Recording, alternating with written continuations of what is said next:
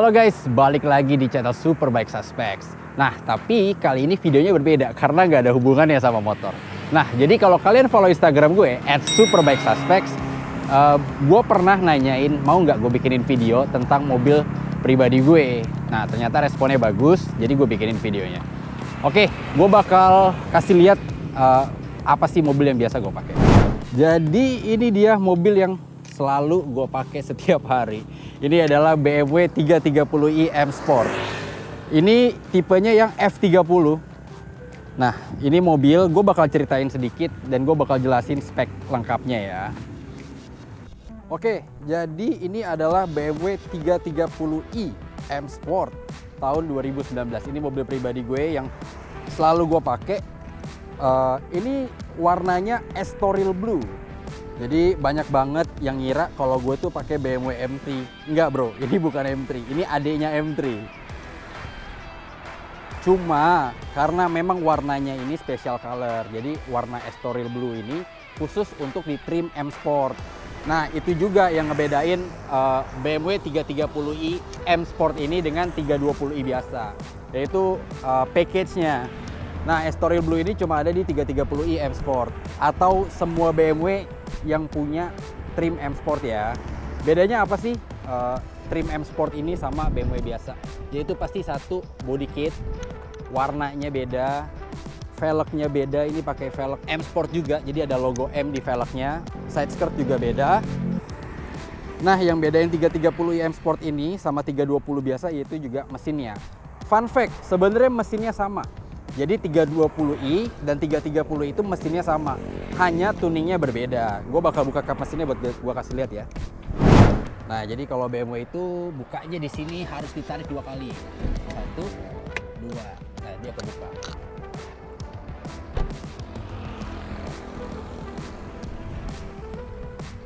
Nah, 330i M Sport ini pakai mesin 2000 cc twin power turbo. Jadi mesinnya sama 320i, kodenya namanya B48 ya. Jadi kalau F30 generasi awal, dia itu masih pakai N20. Kalau yang ini karena gue edisi terakhir, dapat mesinnya baru. Jadi sama seperti BMW seri G atau G20, itu mesinnya sama, kodenya B48. Nah lalu kalau di 330 itu dapat disc brake yang sedikit lebih besar. Gue nggak tahu ukuran pastinya, tapi yang gue tahu itu dia lebih besar sedikit dari 320. Terus apalagi ya, kurang lebih sama ya, sama yang 320. Oh ya, knalpotnya. Nah, jadi kalau yang 330 ini dapat knalpotnya yang M Sport. M Sport itu jadi ada dual exit, meskipun cuma sebelah ya, jadi kanannya nggak ada. Tapi suaranya beda, jadi dia ukurannya lebih besar, lebih sporty. Nanti gue bakal kasih denger deh suaranya. Nah, ini kita langsung ke dalam aja. Nah, ini yang ngebedain 330 ini sama yang edisi awal, yaitu instrumen clusternya. Jadi kalau di F30 edisi terakhir ini instrumennya digital, full digital, kodenya F6B kalau nggak salah. Ini kita start up aja ya. Nah, animasinya begitu. Nah, yang keren itu kalau kita ganti mode. Jadi kalau modenya kita ganti, instrumennya juga bakal ganti. Tuh, kalau sport jadi merah, kalau kita pakai Eco Pro dia jadi biru ala-ala mobil listrik gitu lah ya. Tapi ya gue suka banget sih sama instrumen ini. Terus kalau di dalam yang bedain sama 320 itu cuma paling trimnya doang. Lalu kalau yang 320 itu setahu gue ini list di sini jadi merah gitu. Sisanya sama. Oh ya, sunroof. Kalau yang 330 M Sport itu dia dapat sunroof plus interiornya warnanya hitam sweat begini loh. Keren sih, gue suka. Kita coba dengar suaranya ya.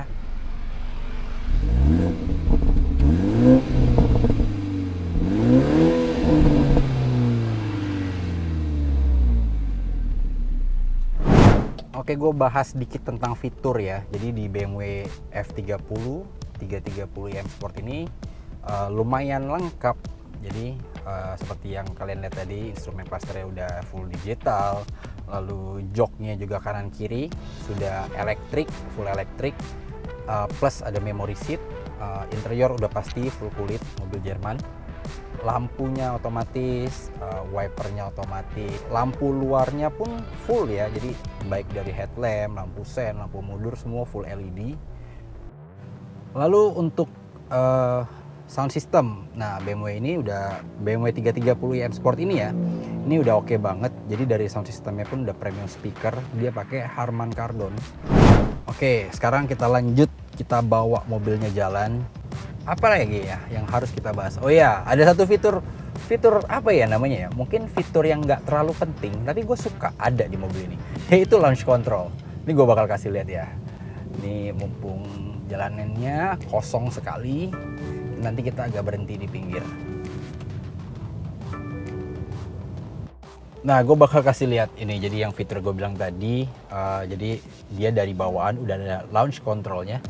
Cara engage-nya juga gampang banget. Jadi kalian tinggal masuk ke mode Sport Plus. Nah, ini kalau udah pilih dari sini, tinggal masukin gear selector-nya ke mode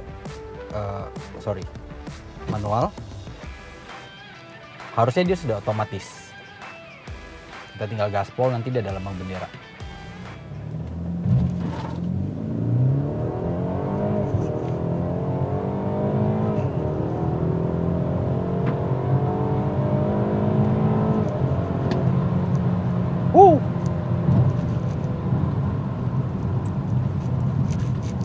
Lumayan ya, digas ke 100-nya lumayan cepet. Memang nggak kenceng-kenceng banget, tapi juga lumayan nyentak. Gue sukanya BMW itu apa ya,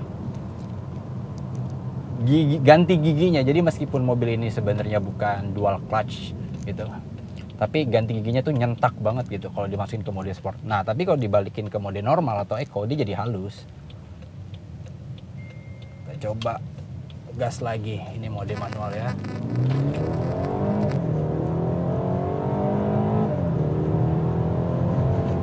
Nah, jadi dia lucunya tuh ada semacam rev counter gitu loh. Ya, jadi menurut gue mobil ini powernya cukup banget. Terus juga dibilang boros banget enggak. Makanya gue bilang ini mobil harian masih oke. Dan gue pakai mobil ini tiap hari. Ini kalau di onboard komputernya, mungkin karena kaki gue agak-agak gatel kali ya, jadi suka ngegas dalam. Dia 11,6 km per liter. Jadi sekitar 1:11. Tapi kalau lagi irit bisa 1:12, 1:13 gitu. Gue cerita sedikit jadi tentang mobil ini. Jadi mobil ini dulu gue beli dalam kondisi baru alias brand new. Itu belinya di pameran, belinya di IMS tahun 2019. Nah, jadi mobil gue ini sebenarnya nicknya itu 2018, tapi gue beliinnya di tahun 2019. Sebenarnya kalau gue sabar beberapa bulan, dia udah keluar tuh yang tipe baru, yang G series tau kan, G20. Lalu dari apa ya? Lalu harga. Jadi dulu itu beli mobil ini gue masih ingat kalau nggak salah harganya 899 juta off the road ya. Jadi kalau di on the roadin sekitar 1,50 miliar waktu itu. Gue bahas sedikit tentang enaknya mobil ini. Jadi mobil ini tuh dia punya adaptive suspension. Jadi kalau kita ganti mode-mode yang tadi dari normal atau sport, kalau normal atau eco itu suspensinya bakal jadi lembut. Nah, tapi kalau kita ganti ke mode sport, langsung dia suspensinya jadi keras, setirnya jadi keras karena tadi yang gue bilang dia punya suspensinya sudah elektronik gitu. Shock breakernya lebih tepatnya yang udah elektronik ya. Lalu kenyamanannya dibilang nyaman banget enggak ya sebenarnya. Mobil ini tuh lebih ke arah sporty. Jadi bantingannya jujur agak keras. Mungkin karena bannya juga. Semua BMW itu rata-rata pakai ban namanya RFT atau running flat tire. Jadi bannya nggak bisa kempes gitu loh. Untuk material, build quality, menurut gue BMW nggak usah diraguin ya. Jadi menurut gue mobil ini hampir perfect. Materialnya bagus semua yang kepegang bagus. Mobilnya peredamannya sangat baik, jadi suara luar nggak terlalu masuk. Cuma kalau lagi agak kencang suara bannya itu bener-bener. Cuma kalau agak kencang suara bannya itu agak kedengeran. Mungkin karena ban lebar juga. Profil bannya lumayan lebar. Ini kalau nggak salah pakai depannya itu 225. Jadi bannya itu pakai 225 45 R18 di depan, belakangnya belang. Belakangnya dia pakai 255. Nah, ban belakangnya dia pakai 255. Kalau nggak salah profilnya 40 R18. Gue lupa soalnya gue tadi nggak ngeliatin juga. Lalu gue bakal bahas apa lagi ya? Pajak. Nah, jadi mobil BMW ini pajaknya lumayan menurut gue. Pajaknya itu sekitar, kalau nggak salah hampir 15 juta atau 15 juta. Antara itu ntar gue kasih lihat STNK-nya. Mumpung lampu merah gue kasih lihat kali ya. Jadi mobil ini pajaknya 15 juta 108 ribu. Tuh. Kelihatan nggak? Jadi dalam 1 tahun pajaknya 15 juta. Oh, agak pening juga, tapi udah resiko. Yang kayak gue bilang tadi, sebenarnya mobilnya nggak terlalu boros, tapi tetap tangkinya besar. Jadi sekali isi bensin sangat berasa. Barusan gue isi bensin, itu gue cari ya, bonnya untuk isi bensin sekitar 1.080.000. Tadinya sebelum BBM naik mungkin sekitar 800 ribuan ya. Sekarang gara-gara tadi gue cek Shell itu udah di angka 18.000 lebih. Itu makanya sekali isi 60 literan aja udah 1 juta lebih. Nah, makanya kalau harga bensin sampai naik lagi, udahlah mending kita ganti mobil listrik aja. Lumayan men, gila sekali isi bensin 1 juta. Mendingan buat makan. Terus apa ya? Jadi sebenarnya gue pengen banget modif atau kayak upgrade buat mobil ini, tapi gue takut. Kenapa? Karena gue beli mobilnya baru, jadi mobil ini tuh kan dapat warranty, dapat garansi. Nah, garansinya itu 5 tahun waktu itu ya, karena gue belinya di pameran, jadi dapat extended warranty kalau bahasanya BMW. Jadi garansi mobil ini 3 plus 2 tahun, jadi 5 tahun. Nah, tapi BMW itu kalau kalian sampai ada modif sesuatu aja ya, takutnya garansinya void, jadinya nggak bisa dilindungi. Wah, itu sih ngeri banget. Udah beli mobil mahal-mahal, tentunya garansinya void. Makanya sampai mobilnya lewat dari 5 tahun, gue baru berani modif yang aneh-aneh. Tapi kalau kayak modifnya minor ya, contoh kayak mungkin kayak knalpot, setahu gue itu BMW masih longgar, jadi knalpot nggak apa-apa, warantinya nggak bakal void gitu.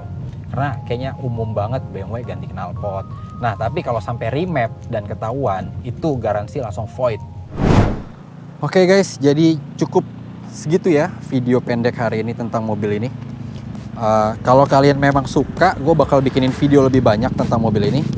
Jangan lupa like, comment, share, dan subscribe. Thanks for watching. See you until next time. Bye-bye.